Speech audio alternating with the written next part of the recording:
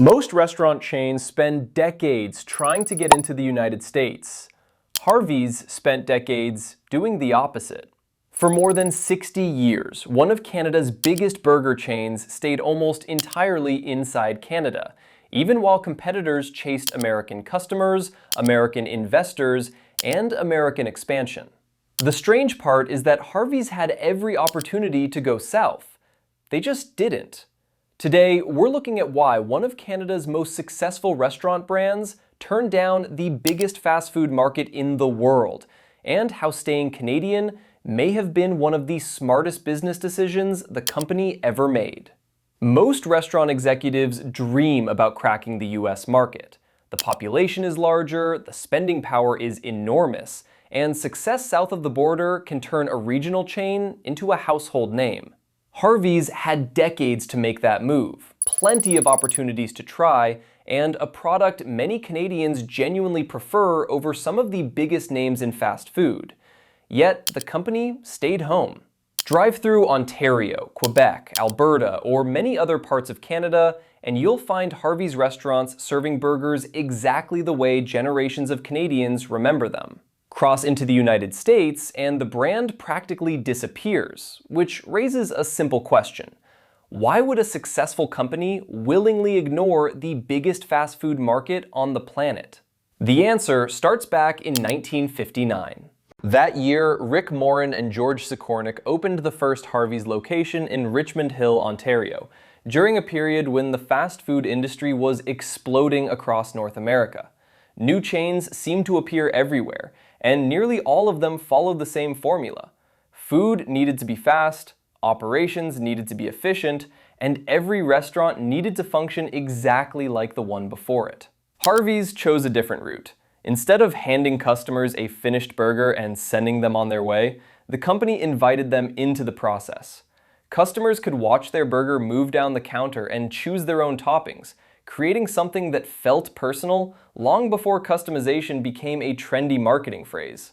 Back in 1959, that approach stood out. McDonald's and other major chains were obsessed with speed because every second counted. Harvey's willingly slowed things down, allowing customers to decide exactly what ended up on their burger.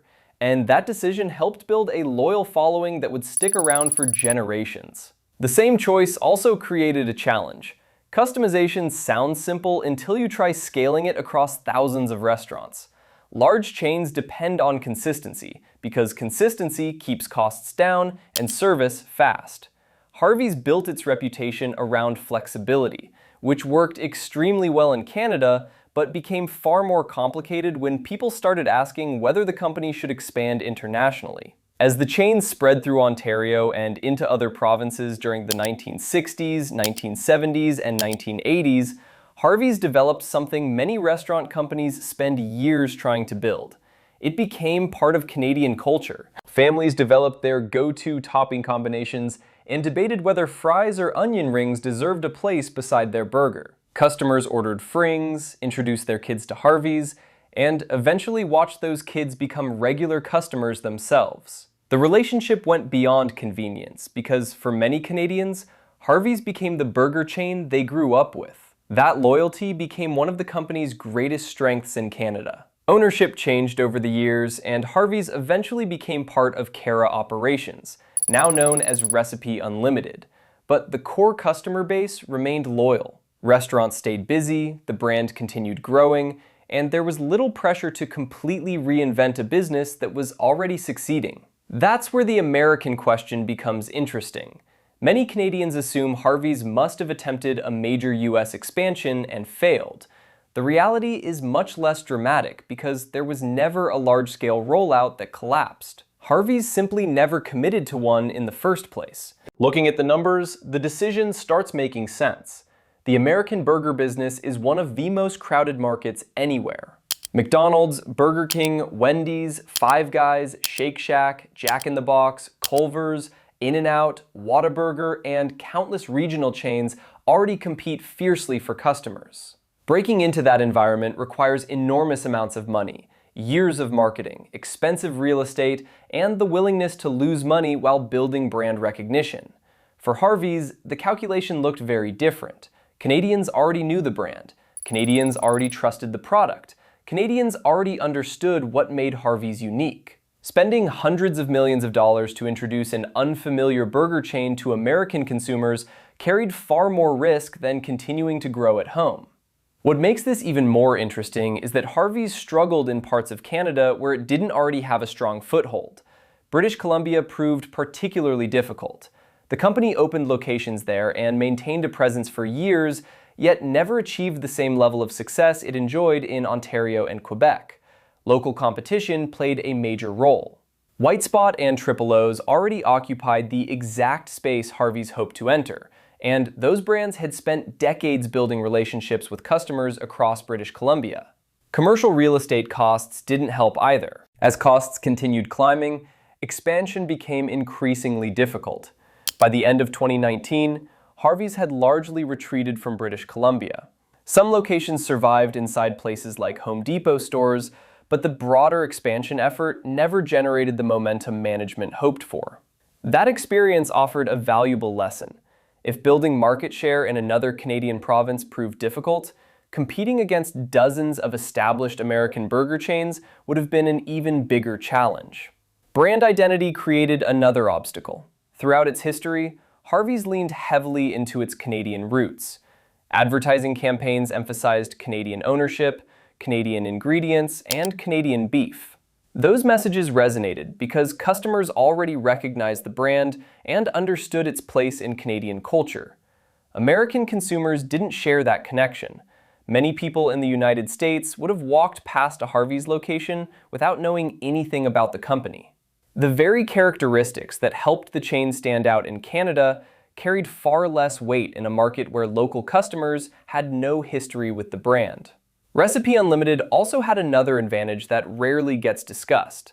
The company already controlled a massive collection of restaurant brands operating across Canada. Swiss Chalet, Montana's, Kelsey's, Eastside Mario's, The Keg, and Harvey's all sat under the same corporate umbrella, which meant management had plenty of opportunities to invest closer to home. From a business perspective, strengthening established Canadian operations often looked far more attractive than launching a costly American expansion campaign. That philosophy remains visible today. Recent growth efforts have focused on Canada rather than the United States. Harvey's has experimented with food court locations, Home Depot partnerships, gas station concepts, digital ordering systems, restaurant renovations, and new menu items designed specifically for Canadian customers. The goal has never been to become another McDonald's. Management appears far more interested in becoming a stronger version of Harvey's, which is a very different objective. Some companies pursue global domination, while others focus on protecting the market they already understand, and Harvey's has spent decades following the second approach. The strategy has kept the company relevant. More than 60 years after opening its first location, Harvey's remains one of Canada's largest burger chains. The restaurants continue serving customers across the country. Brand recognition remains strong, and the company has survived wave after wave of competition from much larger international rivals. What stands out most is what Harvey's chose not to do. Many restaurant chains spend years chasing growth opportunities that never work out. Harvey's resisted that temptation. Rather than betting everything on an uncertain expansion into the United States, the company stayed focused on the customers who already supported the brand. For more than 6 decades, that decision has delivered results. The next time you order a burger at Harvey's, think about how unusual that story really is. In an industry where nearly every company wants to become global, Harvey's built an entire identity around staying Canadian and serving the market it knew best. That choice shaped the company we know today. Whether it represented a missed opportunity or a smart business decision remains open to debate, but one thing is certain. Harvey's became one of Canada's most recognizable restaurant brands without ever needing to conquer America. Let me know what you think in the comments. Did Harvey's make the right call by staying focused on Canada, or do you think the company missed a massive opportunity by never seriously expanding into the United States?